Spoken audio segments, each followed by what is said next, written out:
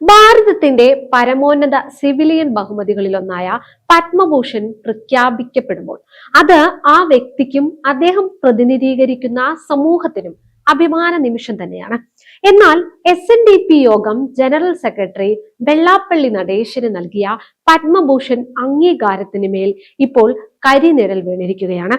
രാജ്യം പത്മഭൂഷൺ ബഹുമതി പ്രഖ്യാപിച്ചതിന് പിന്നാലെയായിരുന്നു SNDP യോഗം ജനറൽ സെക്രട്ടറിയായ വെള്ളാപ്പള്ളി നടേശന്റെ പത്മഭൂഷണെ കുറിച്ച് പരാമർശമുള്ള പഴയൊരു വീഡിയോ പുറത്തായത്. പത്മഭൂഷൺ കാശ് കൊടുത്താൽ കിട്ടുന്നതാണെന്നും ദേശീയ മാധ്യമത്തിന് നൽകിയ അഭിമുഖത്തിൽ വെള്ളാപ്പള്ളി പറഞ്ഞിരുന്നു. അതാണിപ്പോൾ വെള്ളാപ്പള്ളിയെ തന്നെ തിരിഞ്ഞുകൊത്തിയിരിക്കുന്നത്. അഭിമുഖത്തിലെ പരാമർശം ഇപ്പോൾ സമൂഹ മാധ്യമങ്ങളിൽ വ്യാപകമായി പ്രചരിക്കുന്നുണ്ട്. എന്തായാലും ഈ വിഷയത്തിൽ രാഷ്ട്രപതിയുടെ നിർണായക നീക്കം ഉണ്ടായെന്നാണ് റിപ്പോർട്ടുകൾ പുറത്തുവരുന്നത്. ഇന്ത്യൻ പത്മ പുരസ്കാരങ്ങളുടെ ചരിത്രത്തിൽ ഇന്നുവരെ ഉണ്ടാകാത്ത ഒരു പ്രതിസന്ധിയല്ലേ ഇപ്പോൾ ഉണ്ടായിരിക്കുന്നത്? പ്രഖ്യാപിച്ച പുരസ്കാരം പിൻവലിക്കേണ്ടി വരുമോ? പണം കൊടുത്താൽ കിട്ടുന്നതാണ് പത്മ പുരസ്കാരമെന്ന പരസ്യമായി പറഞ്ഞ വ്യക്തിയെ ആ രാജ്യം ആദരിക്കണോ? കേസുകളിൽ പ്രതിയായ ഒരാൾക്ക് എങ്ങനെ രാജ്യത്തിന്റെ പരമോന്നത ബഹുമതി നൽകും? വെള്ളാപ്പള്ളിയുടെ പത്മഭൂഷൺ തെറിക്കുമോ? നമുക്ക് പരിശോധിക്കാം. ഇപ്പോൾ ഈ വിമർശനങ്ങളൊക്കെ ഉണ്ടായിരിക്കുന്നത് വെള്ളാപ്പള്ളി നടേശൻ പണ്ട് നടത്തിയ ഒരു അഭിമുഖത്തെ തുടർന്നാണ്. അതിൽ അദ്ദേഹം പറഞ്ഞത് എന്താണെന്ന് അറിയാമോ? പത്മ പുരസ്കാരങ്ങൾ പണം കൊടുത്താൽ കിട്ടുന്ന സാധനമാണെന്നും ഇങ്ങനെയുള്ള ബഹുമതികൾ തന്റെ പട്ടിക്ക് പോലും വേണ്ടതുമാണ്.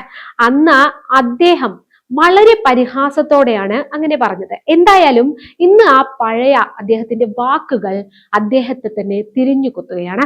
രാജ്യത്തിന്റെ അന്തസ്സിനെ ചോദ്യം ചെയ്ത പത്മ പുരസ്കാരങ്ങളെ അപമാനിച്ച ഒരാൾക്ക് അതേ പുരസ്കാരം നൽകുന്നത് പുരസ്കാരത്തിന്റെ തന്നെ മൂല്യം കളങ്കപ്പെടുത്തുന്നതാണെന്ന വാദം ശക്തമായി കഴിഞ്ഞിരിക്കുന്നു. സോഷ്യൽ മീഡിയയിൽ ഈ വീഡിയോ വ്യാപകമായി പ്രചരിക്കുന്നുണ്ട്. വിഷയം വെറും ഒരു സോഷ്യൽ മീഡിയ ചർച്ചയിൽ ഒതുങ്ങുന്നതല്ല.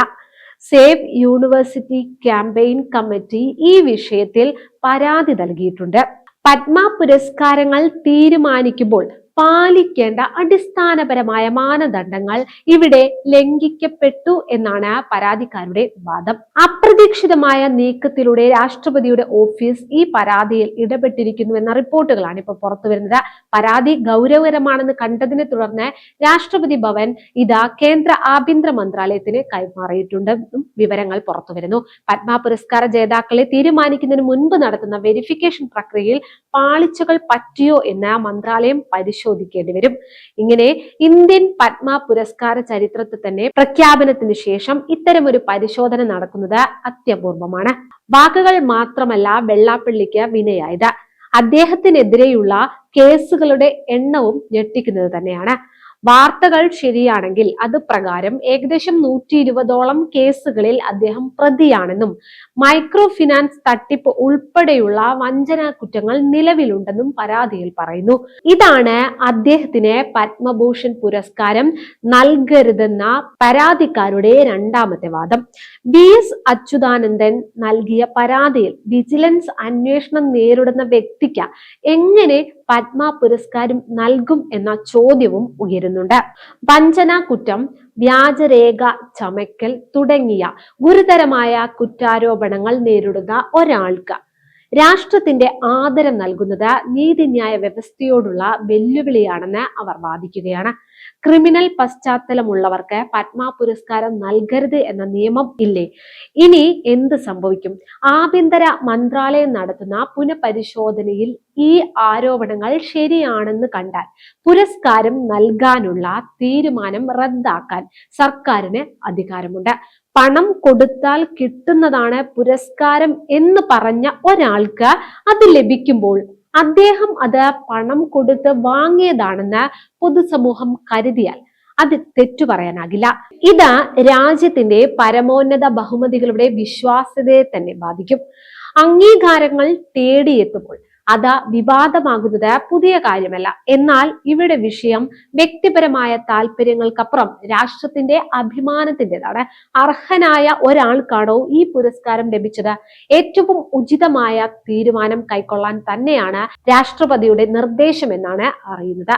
എന്നാൽ ഈ വിഷയത്തിൽ കേന്ദ്രം മൗനം പാലിക്കുന്നത് എന്താണെന്ന ചോദ്യം പ്രസക്തമാണ്. പുരസ്കാരം തടയപ്പെട്ടാൽ അത് കേന്ദ്ര സർക്കാരിന് വലിയൊരു തിരിച്ചടിയാകും. അതിനാൽ തന്നെ ആഭ്യന്തര മന്ത്രാലയത്തിന്റെ വരാനിരിക്കുന്ന റിപ്പോർട്ട് വെള്ളാപ്പള്ളിയുടെ മാത്രം വാഗ്ദയമല്ല, മറിച്ച് രാജ്യത്തെ പൗരത്വ പുരസ്കാരങ്ങളുടെ വിശ്വാസ്യത കൂടിയാണ് തീരുമാനിക്കുന്നത്.